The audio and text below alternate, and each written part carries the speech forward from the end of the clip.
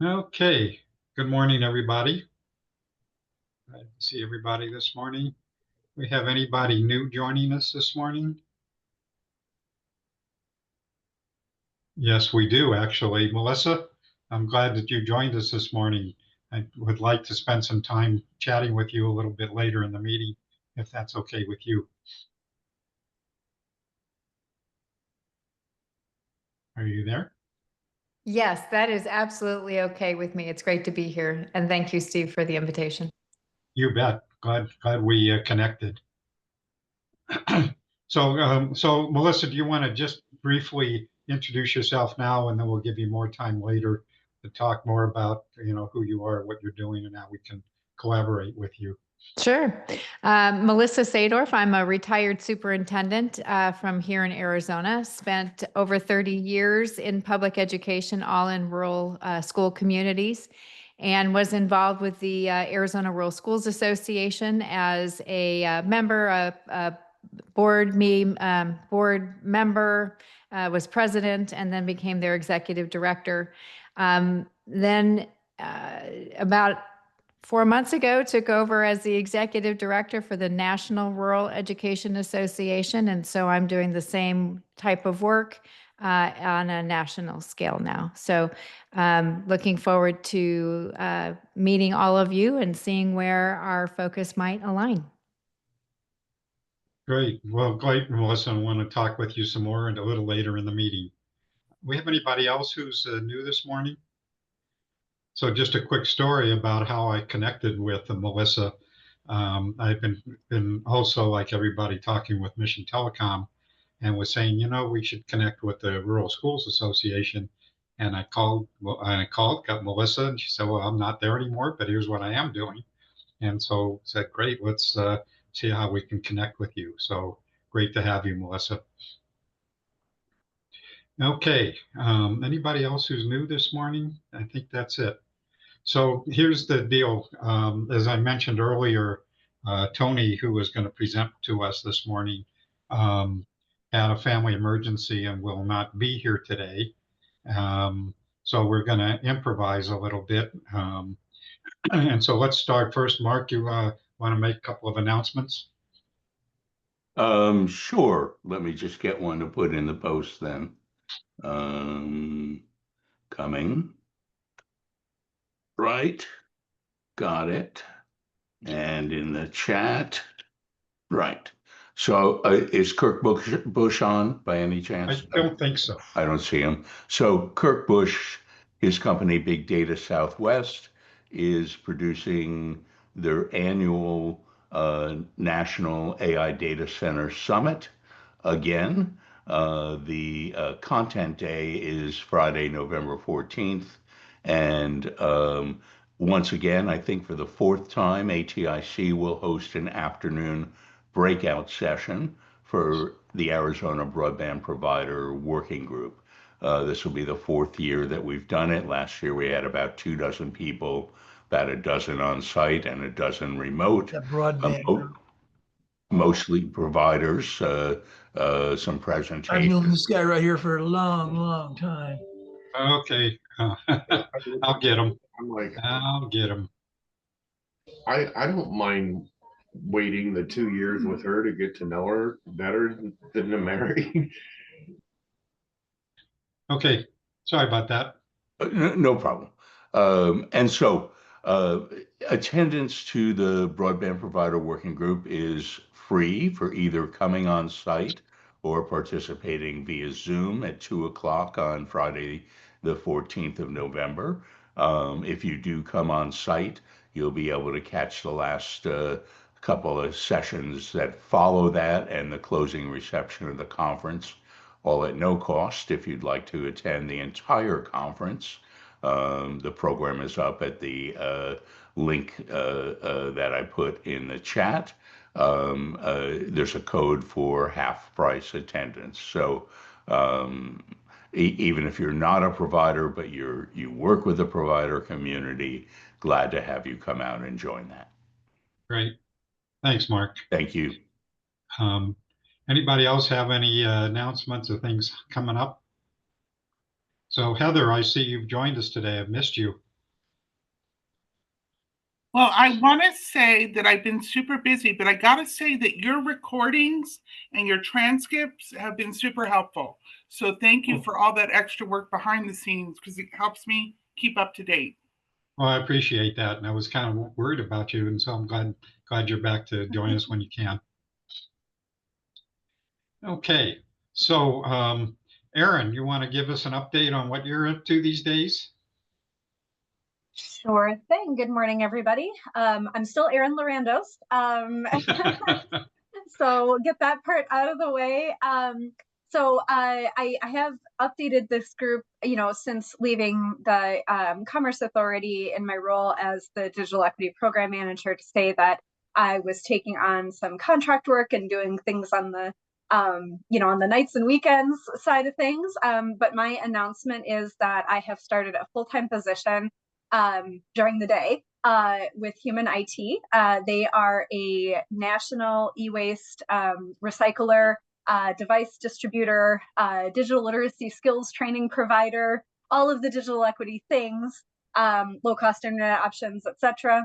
And as a national organization, it's really wonderful to be able to, similar to what Melissa was saying, take what we do in Arizona and elevate that to the national level.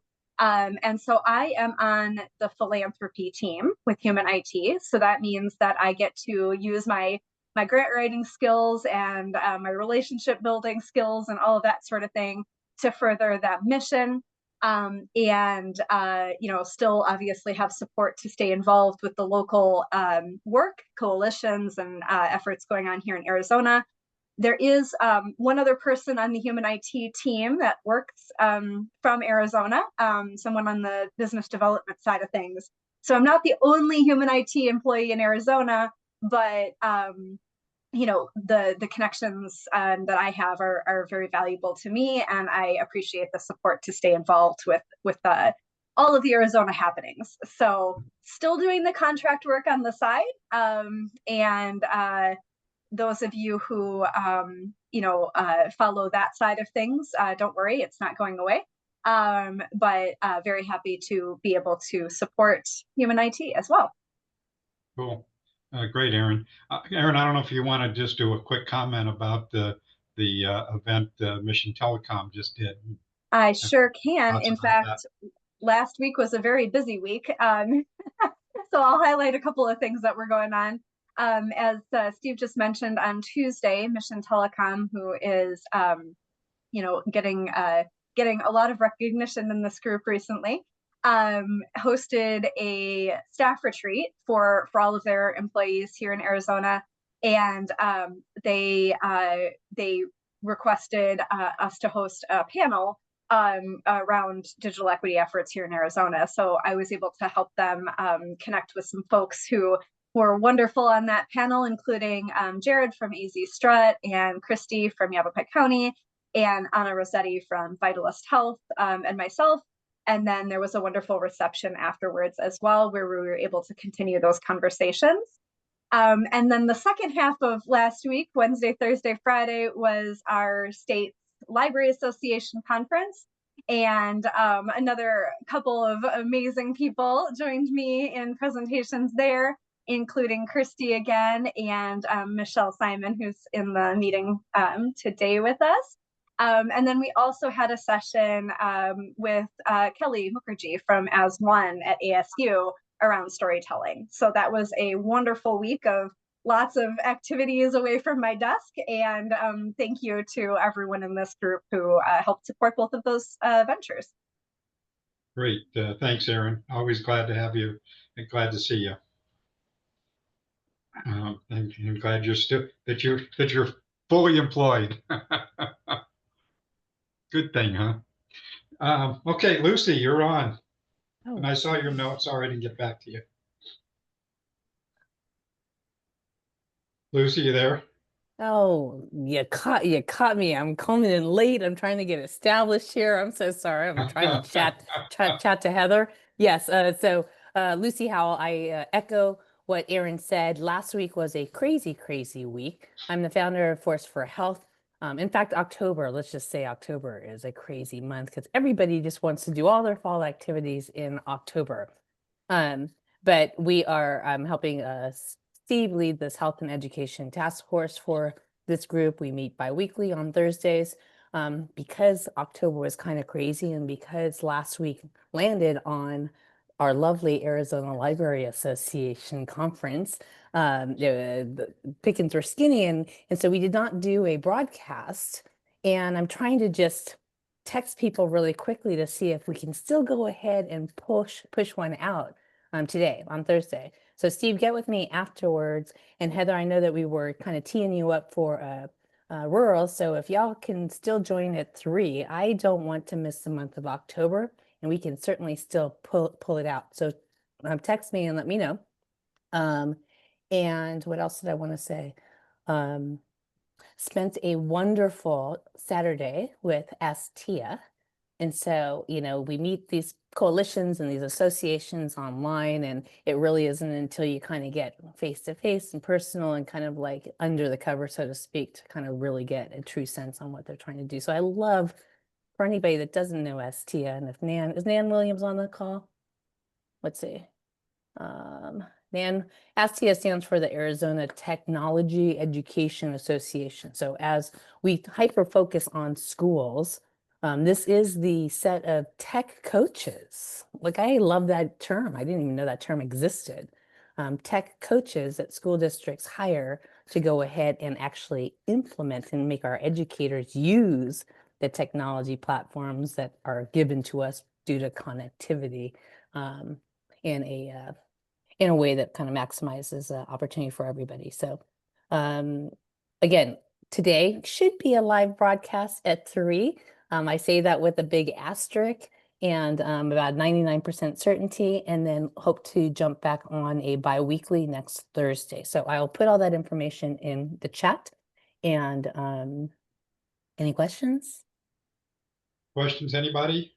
Joe, I'm looking at you because I need to tee you up for a nice storytelling time, maybe on December, as we focus on rurals, and then also telecom. I guess that's it. I feel like so much more happened last week. Is Paloma or Michelle Simon on right now? Michelle is. Oh, yeah, awesome to also be kind of going. They're doing some review of some different types of resources and stuff, and so in terms of digital health navigation, I think that that's awesome.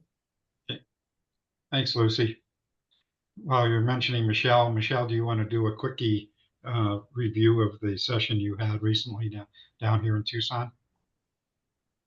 Sure. Hi, everybody. Michelle Simon. I am the director of Pima County's Office of Digital Inclusion. We've got a lot of stuff going on. It's pretty exciting all the way around. But in the beginning of October the 7th, we did a community service provider forum where we talked about infrastructure, device access, technical support, digital literacy programming. I just sent out a recap to everybody that was in attendance about all of the great presentations. We got to hear from Mimi Aguila from We Care Tucson, City of Tucson, what they're doing with their fiber to the premise project. Kimley Horn gave a presentation about what is happening with the county's middle mile project. We are also working on a broadband technical assistance grant, so we talked about that during the project. And I think one of the biggest activities was we worked on an action plan, a community-based organization action plan. So what can they do based on the work that they're already doing to help level the playing field when it comes to digital opportunities? So all of the efforts around that. It was a great day. We had people participate online and we had people in person. Good food, good conversation. And we do that on a biannual basis. So we'll be looking to do another one probably in March or April. So stay tuned for that kind of stuff. Thanks, Steve, for the time. Sure. Thank you, Michelle. So I know there's a couple of other people that we probably want to hear from, but I do want to jump to, as I mentioned earlier, a conversation with Melissa. So Melissa, I'm going to put you on the spot now. and for you to tell people a little bit more about what you're doing. And again, just as a reminder that I got to Melissa because of my conversations with Mission and saying, have you guys reached out to the rural schools, because they do have a product that could be very beneficial to the rural schools. And they said, no, we haven't never had that conversation. And so we used to have the director of the Rural Schools Association a number of years ago who participated with us, and he retired, and we haven't had that connection for a while. So right after talking with Mission, I got on the phone and called Melissa, found out she's not the director of the Arizona Schools Association, but she is with the national organization. So I thought it would be helpful to hear from her about what she's doing and to look at how we can perhaps collaborate with her.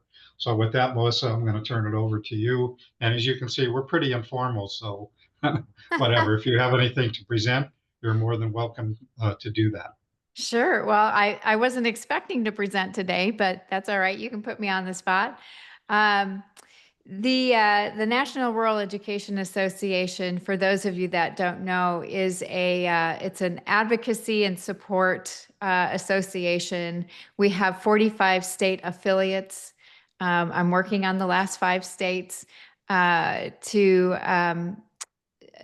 do both advocacy efforts, storytelling, as well as we do a lot of support for the field. So we also have a higher education arm and do a lot of research. In fact, we just put out our Why Rural Matters report at our conference, which was about 3 weeks ago now. And I encourage you, if you have not checked out that report, there are over 30 data points that the researchers that did, did the report looked at from state to state. And Arizona, in terms of priority ranking, ranks number 2 in the highest priority areas for all 50 states. You can find that report at nrea.net under our research tab. We do the report every 2 years, and it really is meant to be a conversation starter for conversations with local and state level influencers and policymakers, as well as at the federal level. One of the, obviously, this group is focused on broadband, and we don't have anything currently that we're working on necessarily, although we are concerned about E-rate. We know that there are still large sections of the country that are not connected to reliable broadband, but it's deeper than that. It really is not just a tech problem. It's about learning.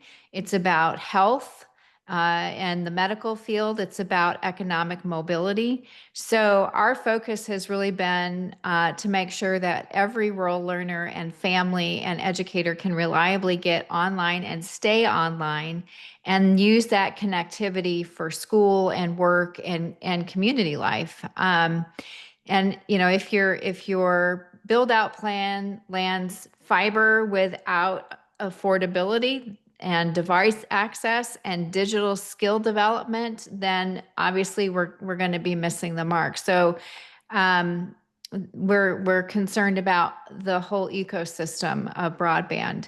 Some of the things that we've assisted our state affiliates with is middle mile and last mile builds, not necessarily getting into the weeds with it, but making sure that we're supporting whatever they're doing at the state level to keep small schools, especially small and remote schools, open, targeting those high cost, low density routes, and making sure that we're including the school library connection as well. Affordability is a big thing right now, especially right now, where we want to make sure that we are sustaining low income offers and, those school-based enrollment supports for dual enrollment or those other opportunities for our college-going students. Making sure that there are some digital equity plans in place is a big thing that we've supported our states on, both with teacher pipeline and family engagement concerns, as well as making sure that we're addressing our bilingual families or non-office hours access. And then making sure that we are really truly targeting, the mapping needs to be correct as well. So, and that's a challenge. So making sure that we're targeting the truly underserved rural populations in our school communities, and including the superintendents of the rural districts, as well as those rural libraries in those verification loops. So that's kind of where we are, and really nothing as far as program ideas right now. We just really have been a supporter and trying to connect the field to some of our partners like T-Mobile, or some of those other providers. And really trying to be a voice when those conversations are happening, especially at the federal level, making sure that we're at the table. So, Steve, I'm not sure if that's what you were looking for, but that's kind of where we're at as an organization. Yeah, I was definitely looking at that, at what you were just talking about, Melissa. I think that was very helpful. One of the things that, and I think probably when you and I had this conversation, that one of the issues that I think we tend to forget is that in rural communities that they don't have the people to write to go after E-rate funding. They don't. That's right. The the IT director is also the football coach That's and right. teaching classes and all those kinds of things. So Yeah. it's a much bigger complication than just is there or is there not service out there. And so so I guess that was part of the question for me is what can we do, particularly here in Arizona, um, to address some of those kinds of concerns as we continue to try to roll out broadband in its many facets, whether it's Sure. wireless or whatever. So Yeah. if you have any thoughts about that, or how can we help with that? And then Mala, I'm going to put you on the spot here. Mala is our E-rate coordinator for the state library, and is very familiar with Fabulous. a lot of things happening in rural communities. So, Yeah. No, any that's. thoughts, Melissa? Yeah, and I appreciate you bringing that up, Steve. Human capital is pretty thin on the ground in a lot of our rural places. The organizational chart may not include somebody that is familiar or savvy with IT at all. So, project managers that might be able to get involved and help, fiber techs, those people that are looking at mapping and can work with those local districts or those local areas, people that are doing permitting. Safety concerns are someplace where there might be a lack of knowledge.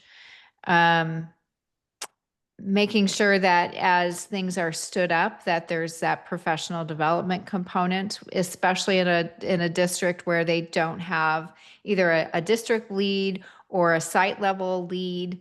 It typically falls to the teacher or somebody else, like if they have a librarian, the librarian, or whoever, the administrator that might have 10 other things on their plate, but they're the ones that are now doing family facing tools and working with the LMS and trying to make sure that you've got your apps set up correctly. So those are places where I know that there might be some needs and some potential partnerships that might be able to be stood up. I know that the community college, Steve, you and I talked about community colleges and CTE programs being places where you can really find that talent and help build it out.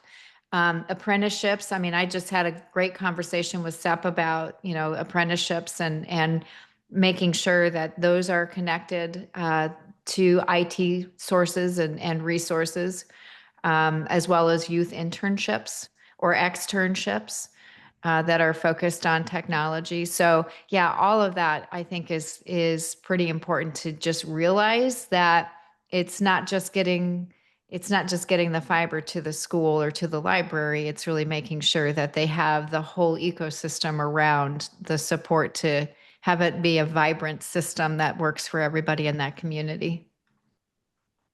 You know- Melissa, are you associated with Shelby? No, It's definitely something you should be if you're not. And Mala, if you want to just talk to her briefly about Shelby, and it's a good segue anyway to any thoughts you might have. Oh, Um, absolutely. Thank you. I should have been at AnchorNets, which is their annual conference, 2025 today. It started yesterday. It's Wednesday, Thursday, Friday, and Shelby is schools, health, libraries, broadband. And Melissa, sorry, I didn't introduce myself. I'm Mala Muralidharan. I work at the State Library and I take care of E-rate for public libraries. I help train applicants to apply for library applicants to apply for E-rate, which is a complex process yes, to get their funding back. yes, For internet and internal connections. And I'm supposed to have a counterpart who does this and for schools, but currently it is still kind of iffy.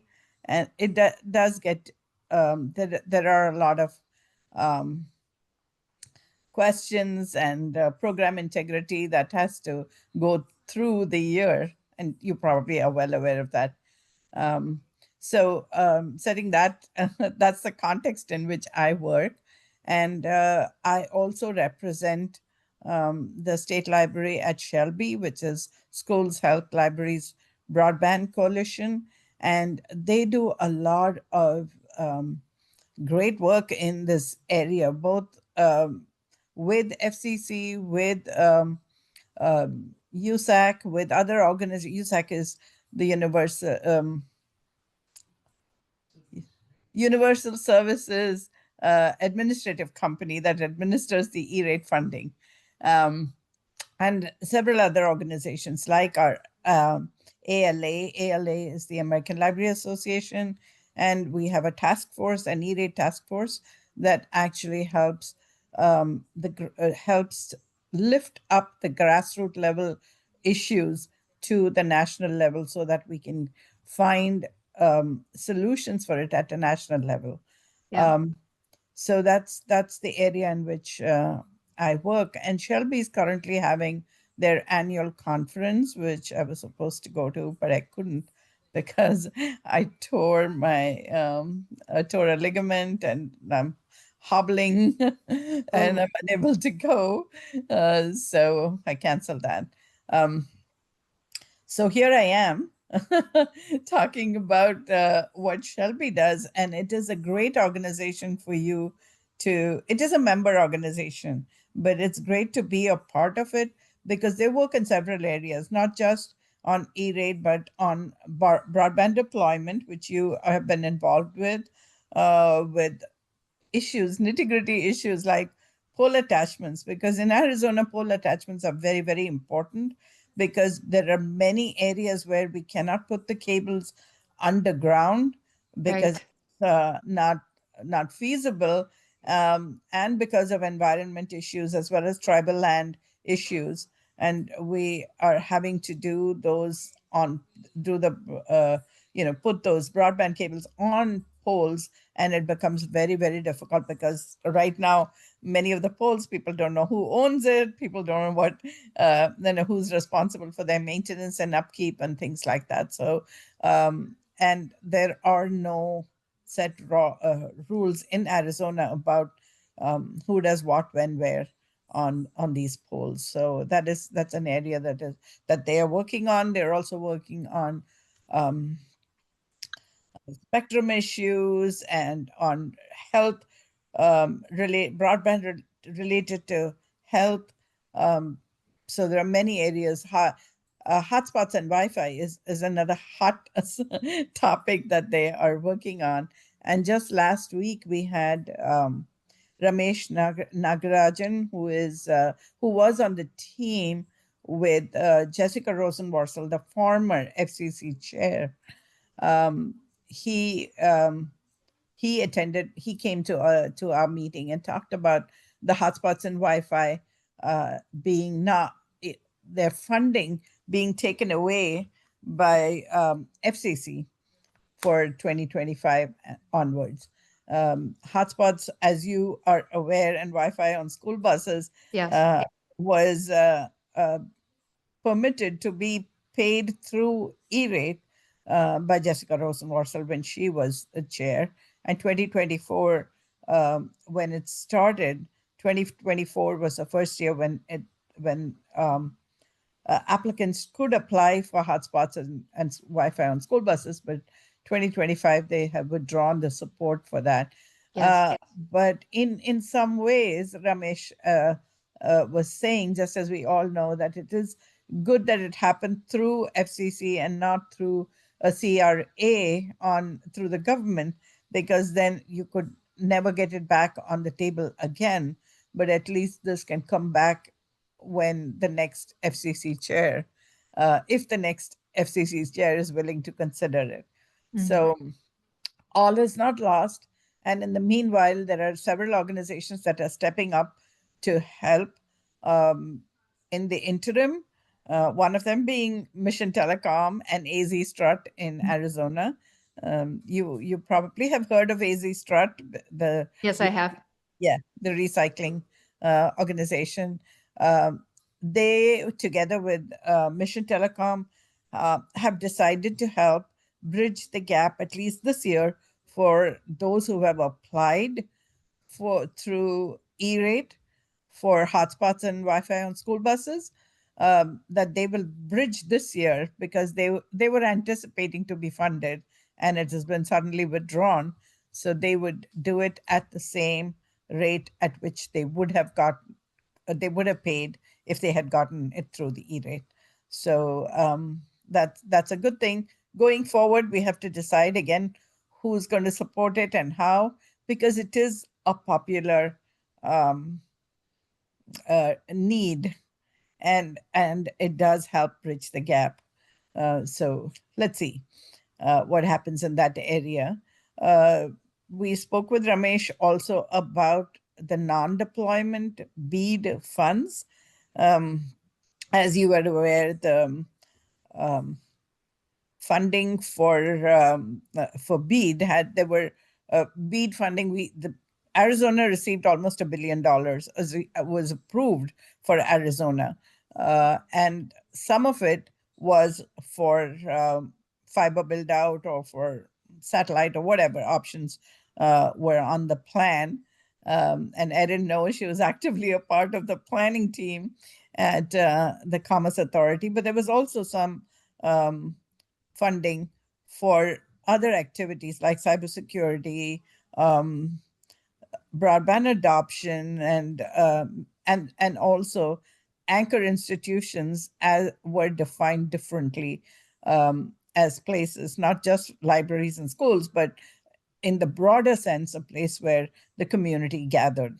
So like it could be a Boys and Girls Club, it could be a church, it could be senior Right. citizens and things like that places. So all of those now are under or almost are probably or likely to be taken away. So I don't know exactly what the status is with NTIA and with the non-deployment funding right now, but Ramesh spoke about Lutnick wanting to take it back, and there's been bipartisan pushback on it, especially for adoption and cybersecurity. There is no use for building it out if you're not going to follow through with adoption, especially since the digital inclusion funds have been taken away. So the inclusion, the adoption, the teaching people how to use it, the navigation, all of that plays a very important role if BEAD has to make any sense. So we spoke at length about it. We also spoke about the USF contribution reform.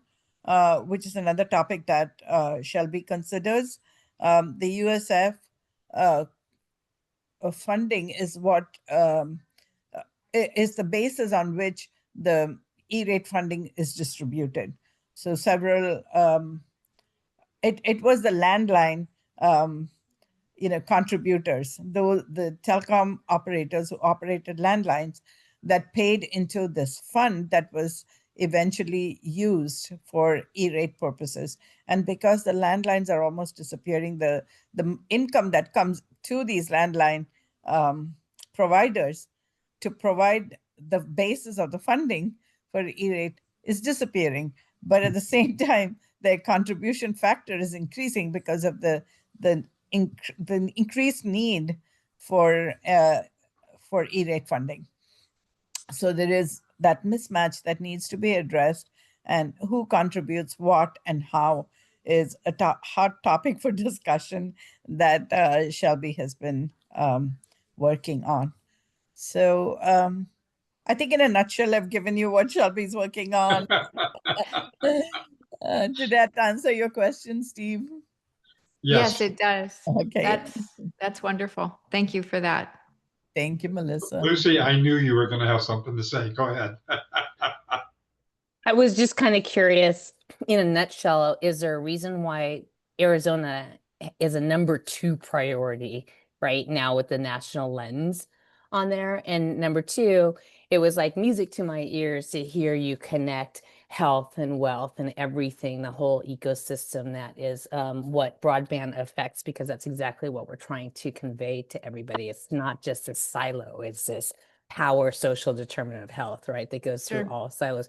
But what you also said on the lack of human capital within the rural communities was exactly what I saw happen in front of me at ASTI this past weekend. And like, for example, Deer Valley, well, for example, these school districts, like one school district that has 33,000 people, there's 43 schools in it, one technology coach, right? But that one technology coach can be instrumental in teaching these teachers how to use maybe AI, maybe to know how to work with families that have, challenges with connectivity. So I can't stress enough this concept of the technology coach, at least one per district that can get hyper trained. Yesterday, I saw a post on LinkedIn where one of the technology coaches that I saw at a state level was down teaching 75 TUSD teachers, right, on how to effectively use AI in the classroom. So again, those are the 3 points. I wanted to know why Arizona had second priority. Number 2, I wanted to congratulate you for including everything that's affected by connectivity and broadband. And number 3, I wanted to hyper stress this role of technology coaches in the school. Well, I'll start, Lucy, by saying that the school is typically in a rural community, especially in a remote rural community, the hub, and they are the center of everything for that community. They're typically the largest employer. They're the ones that connect resources and supports to families. If the community at large cannot provide, then it's the school that provides whatever those supports that are needed might be. And so it has to be a whole community conversation. You cannot leave any of the spokes out of that wheel. Otherwise, it just doesn't spin. The Why Rural Matters report ranking being number 2, there are, like I said, a number of data points structured around 5 different gauges. The first gauge is the rural education footprint, basically the percent of students that are in a remote rural district. It also focuses on student and family characteristics, educational policy context within the state, and whether or not it is friendly toward rural education in particular, educational outcomes of students, like high school graduation rate and NAEP scores, and then access to well-being supports for students. And so those 5 things, when you break them down, the persistent challenges that are present in Arizona really highlight, I think, the need the critical need for targeted support. So in Arizona, 1 in 5 rural school-age children live in homes where the income is below the poverty line.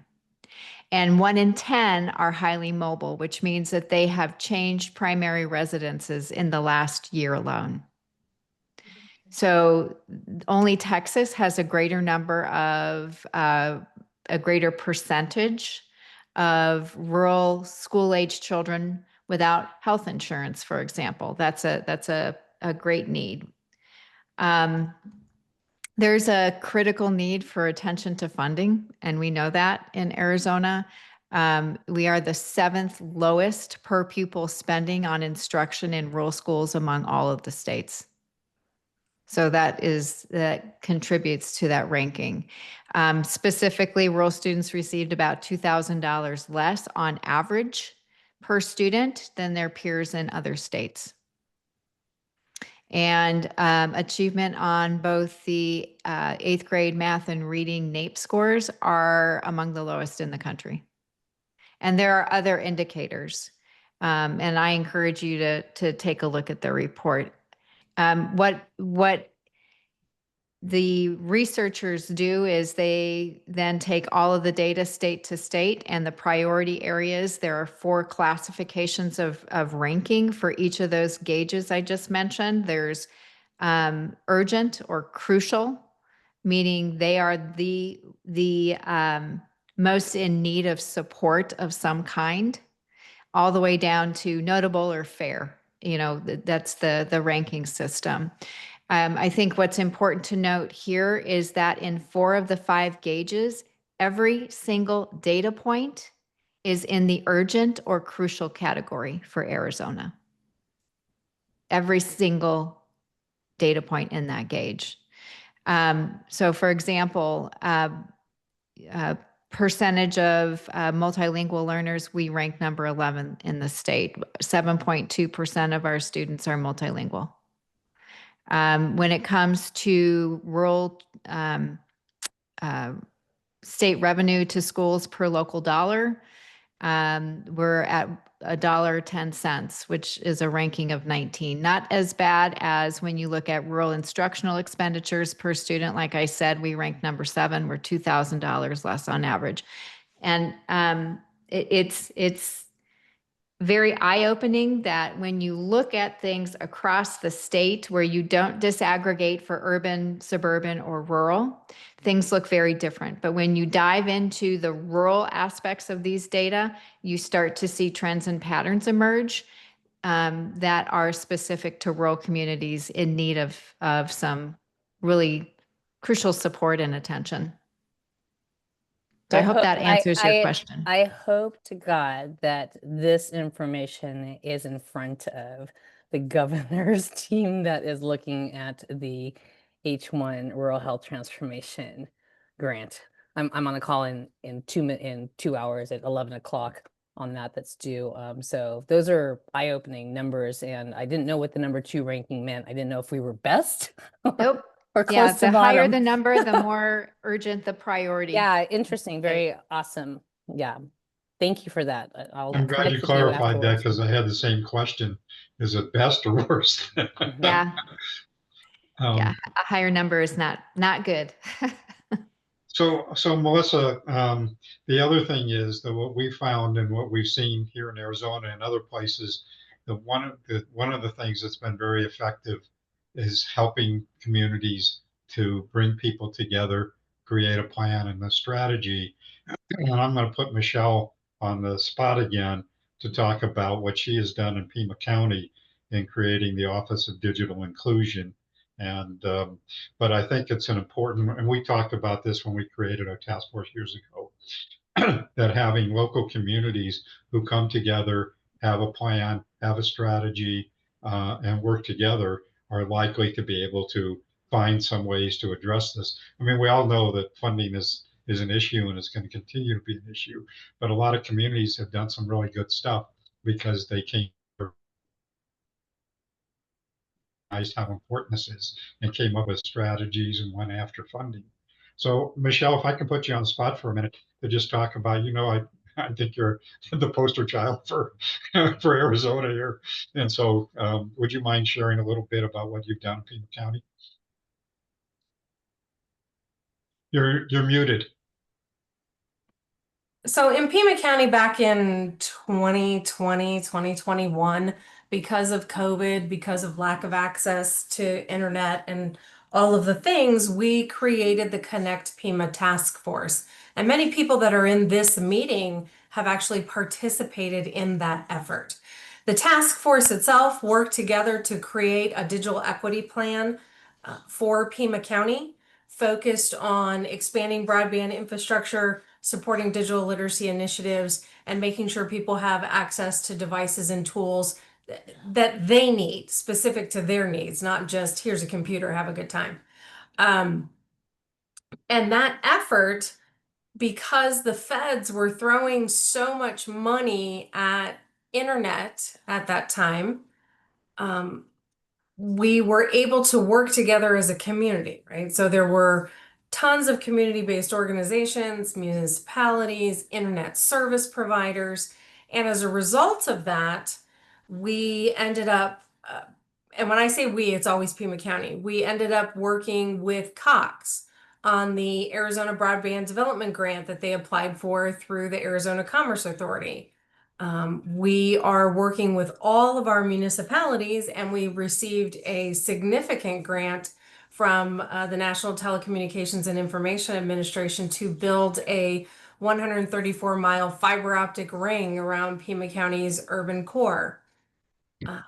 Working in partnership with others in the community, we attempted to apply for an Economic Development Administration grant that wasn't accepted for the region, but I took the portion that had to do with the digital equity and inclusion efforts, and I pitched it to Comcast. And last year, Comcast provided us with $25,000 and 100 laptops for us to really kind of get off the ground our digital navigator and learn to earn class series. So the learn to earn class series, individuals with little to no computer skills take 5 classes where they learn all about a computer and how to be safe with it online, and they get to keep the laptop at the end of that class. They have to come to all 5 classes, but they get to keep the laptop. So really our efforts have been a lot about thinking outside the box. And for the last 2 years, our office was officially created at the end of 2023. And we morphed our task force into a community advisory board. So I am very much the kind of person where nothing for us without us. So we have to have lots of community input. We have to have lots of conversations with people so that they understand what we're doing, and our community advisory board assists us with that.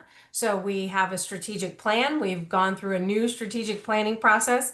I'm actually just waiting for our communications designers to finish the template so I can put it all in a pretty template and send it out to everyone. So we now have a new 5-year strategic plan. But what I see my office doing is really creating capacity.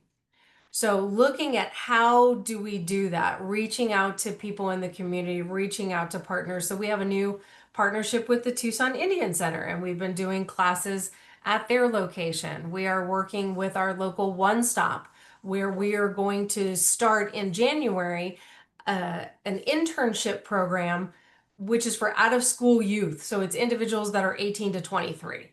Okay.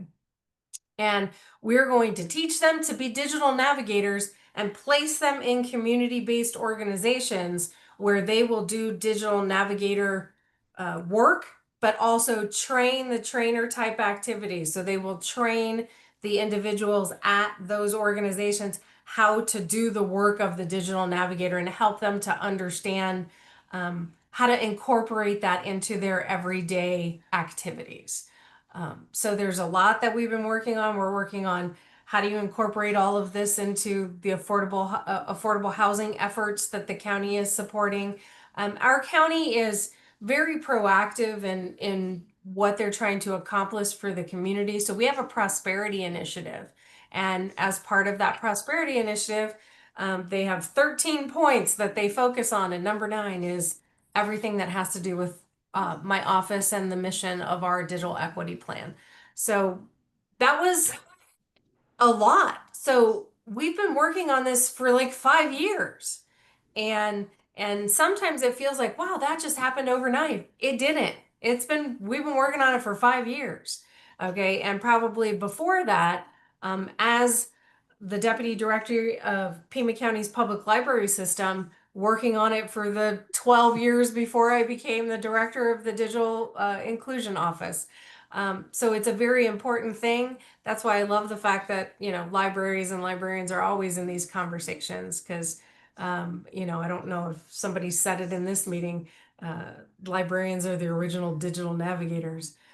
So the Pima County is just trying to do that. But we also work not only on a local scale, but on a statewide scale in order to cooperate and make sure that our information is being used, and we're helping and we're being good neighbors. So like we work with Kelly Mukherjee, who's at ASU and running the As1 platform and the maps there. So we've worked with her, as well as Crystal Severse from the Arizona Commerce Authority State Broadband Office, on aligning our maps. So Pima County, we have the Connect Pima Data Explorer, and it focuses on information specific to Pima County and shows digital distress index and where you should do broadband infrastructure and where you should do digital literacy. But it also has all of the demographics down to the census tract level to be able to really kind of correlate all the things. And we worked with Kelly and the state to make sure that our information, regardless of what map someone uses, the information is very similar. Might look a little different, but it's very similar. The details are very similar. And we also have now an American Connection Corps member, which Comcast helped to support us having that person in our office. And she is doing a tremendous amount of research. Thank you to all of you who have talked to her, okay, about the resources available, the things that are in the community, so that we have a very comprehensive train the trainer model for how we will move forward in Pima County. And then we also, last but certainly not least, we got a broadband technical assistance grant where we are doing a broadband gap and feasibility study for Pima County and Santa Cruz counties, because the whole thing is, how do we bolster Southern Arizona? If Pima County has the capacity to do that, how do we help our neighbors who maybe don't? And how do we pull us all up together at the same time? So that's what we got going on. Yay, us. Thanks, Michelle. Thank you, Steve. So Melissa, one of the things that comes to mind in listening to Michelle and that we've talked about before is you can get a sense that there are a number of organizations who are distributing free computers, and some opportunities, Mission Telecom, AZ Strut, and others who have some broadband solutions that may or may not be available. In many cases, those solutions, if there's a T-Mobile service in that community, and they can take advantage of those services. And I think I probably told you that those services are like $30 a month. No taxes, no fees, no applications, no big applications like applying for government funds and all of that sort of thing. And so my point is that there's a lot of resources that are out there. And if communities would find a champion or champions, if nothing else, even if there's no other money available, to look at what resources are available today that they can take advantage of. And again, we have folks who are doing digital inclusion training and all those kinds of things. So there's a lot of stuff happening both nationally and locally to help communities, but they have to decide that they want to do that, and ideally have to find that champion who is willing to bring some folks together and do that. And that's a good start. It's not the end all and be all, but there's a lot of stuff out there for people to take advantage of.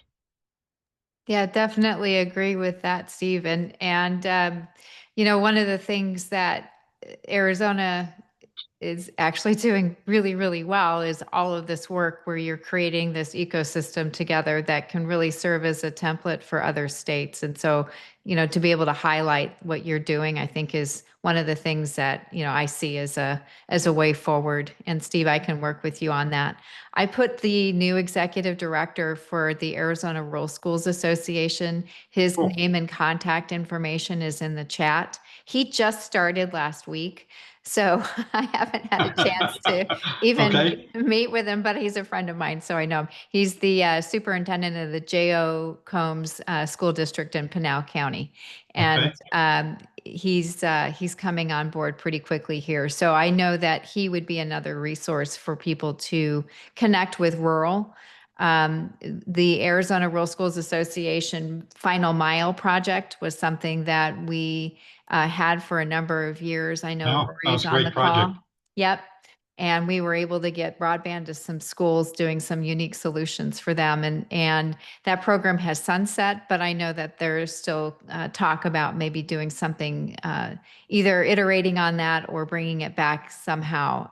So Greg is another good point of contact for rural. Yeah, there's a lot of folks on this call who probably don't know about that project, the Final Mile project with Department of Ed and Rural Schools Association. And so it would be helpful at some point to revisit that and let people know about that because it's a good discussion point ed about how do we reinstitute that, because it was a great project.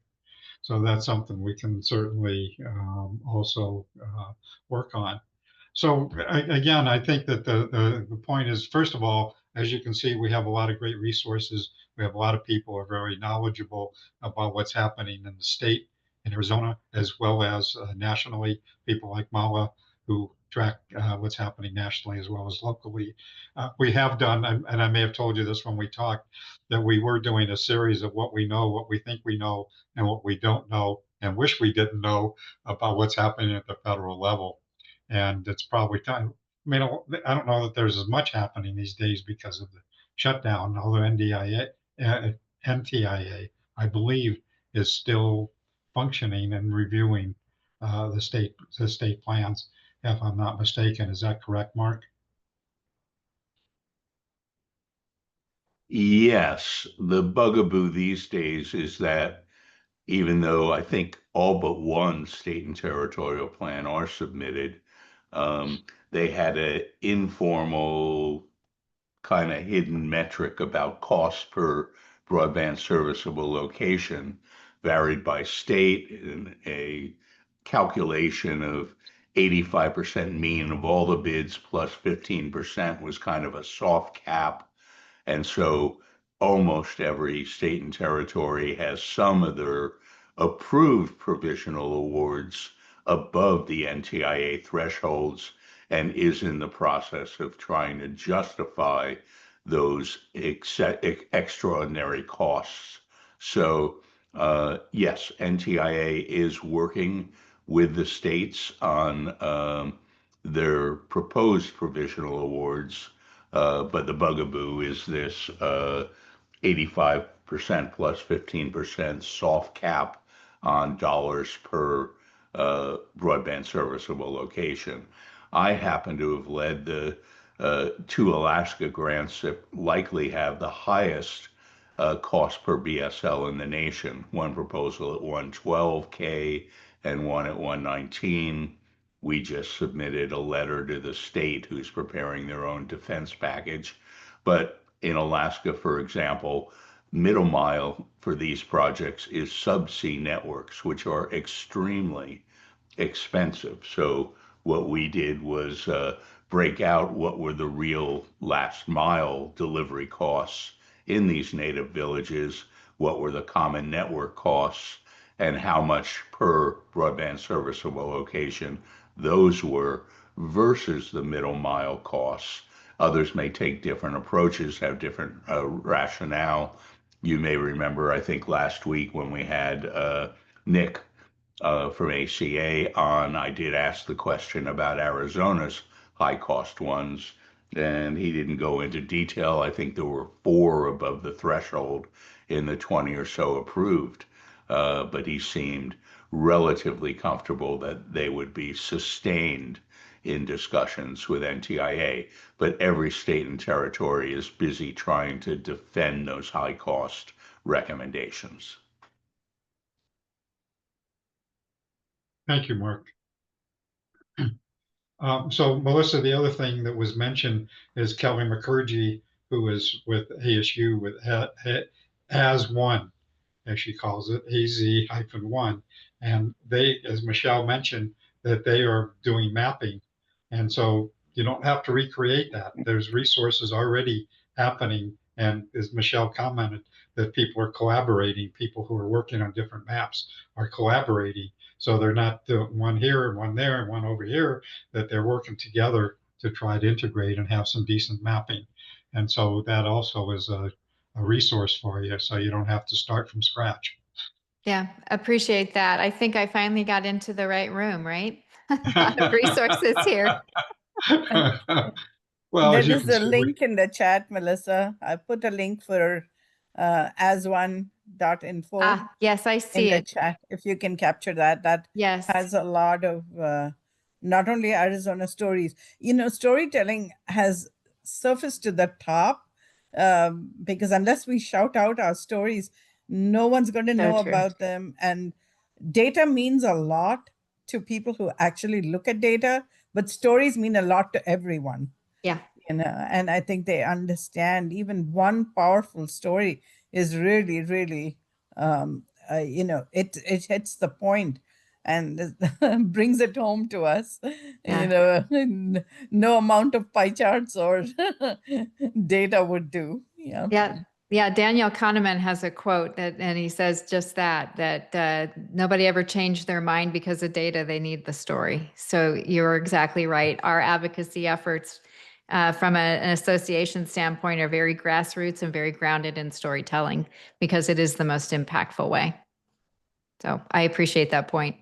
so Kelly is usually here, usually joins us. So I'm sure she just had a conflict this morning, but she's been actively and a great supporter of the work we're doing, and we definitely support the work that she's doing. So there's, again, we've been trying to identify where resources are and how we can support people. So let me ask you, Melissa, and then we're getting close to the end of the day, but how can we move forward as, you know, some next steps on how we can work with you to address some of the things like resources and so forth.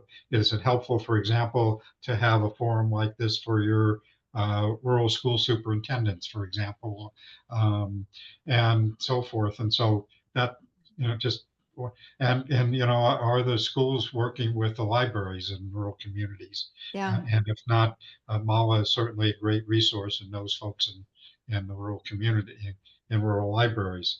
And so if there's ways that we can help you to get that dialogue going, as I said, first thing is resources. How can we help you? Yeah. That we'd certainly be glad to figure out how to do that. Well, you know, I appreciate that question so much.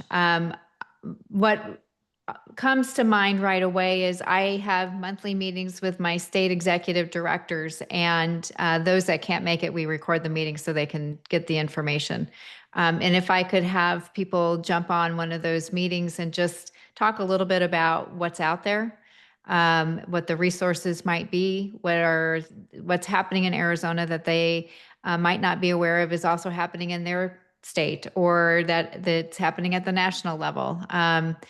Those are things that if they have the information, they can then turn it around to their superintendents. If there are, and quite frankly, higher ed, because we do have higher ed institutions that are members as well. And that would be a low hanging fruit. If there's any resources that are housed in a particular repository that I might be able to share out to them, that would be helpful. These links are very helpful.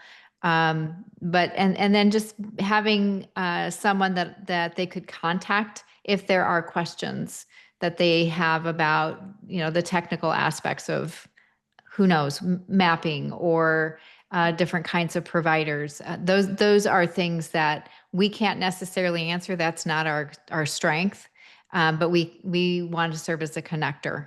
And so if there are people that are willing to be on the other end of that phone call that somebody has asking questions, we would appreciate that too. Sure. So you mentioned higher education, and we Mhm. certainly have recognized, and actually, Amala, do I remember correctly that Shelby's theme for her conference is anchor institutions? It is. It's always been anchor institutions because it's anchor nets. That's the conference name.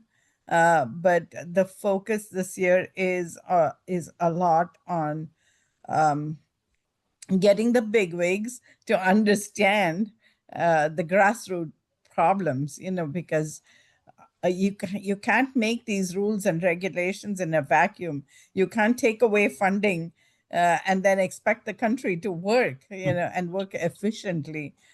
You can't take away IMLS staffing. You can't take away the Institute of Museum and Library Services, sorry, that funds all our libraries. You can't take away the Department of Education and then expect good results from our schools and higher institutions of higher education. And that is exactly what we're trying to drive home. And AnchorNet's conference would always highlights those kind of themes. Okay. Anything else for today? Any other announcements that anybody wants to make today? Melissa, thank you for being here, and Oh yeah, would thank you. definitely be interested in collaborating with you and helping you to find resources and so forth. Appreciate that very much. Thank you. You bet. You bet. Any other questions, comments for today? Going once? I don't have the link, so I don't want to say it, but I'll just say it. Ryan Murray, right? Our Yep. State Director of Homeland Security with regards to cybersecurity. And then Erica Seasley, who is our state's Privacy and Compliance Officer. They were part of ASTIA, and they announced a cybersecurity calendar contest that closes out November 7th. So Steve, I'll get you the link so that maybe when you do your newsletter, it can go out there. But that's And kind I'm of working fun. on trying to get Ryan to come back and visit with us and talk about the stuff he's doing, and particularly, and the State Department of Education also. And they have a relationship, they have a partnership on with cybersecurity between Homeland Security and the Department of Education. Yeah, and they recently launched a partnership with Pima Community College, which I think Yep. is awesome. But they did a quick little interesting activity. So maybe 25 booths, and everybody had to go around and do their little bingo card and get their sign. But on the other side of that paper, participants were challenged to see what type of information they could get from people, like what their maiden name was, or what their dog's name was, or where they used to live, or like, all of the questions that they called social engineering. Is all of these things that you should not be giving away. So kind of like the Scotty Ward presentation you did, where we were all like, wow, I didn't know that. I just thought that was interesting also. So anyways, calendar, cybersecurity, if anybody is involved with K through 12, I wanted to just share that. But unfortunately, I don't have the link yet because she hasn't sent it to me. Okay, thanks, Lucy. Yeah. We can trace that down. So anybody else have anything else before we end for today? I take that to be a no. So thank you all for being here this morning, and we'll see you next week. Bye, everybody. Melissa, again, thank you for being here today. Appreciate the invitation. I'm looking forward to these connections. Thank you so much, Steve. You bet. And we love Arizonans that elevate to national perspective. So very excited to see you there. Appreciate that. Thank you, Lucy. Okay. Thanks, everybody. We're done for today. Bye-bye. Steve, I'm seeing on just Heather is able to join I'm trying to salvage October since we didn't do it last week.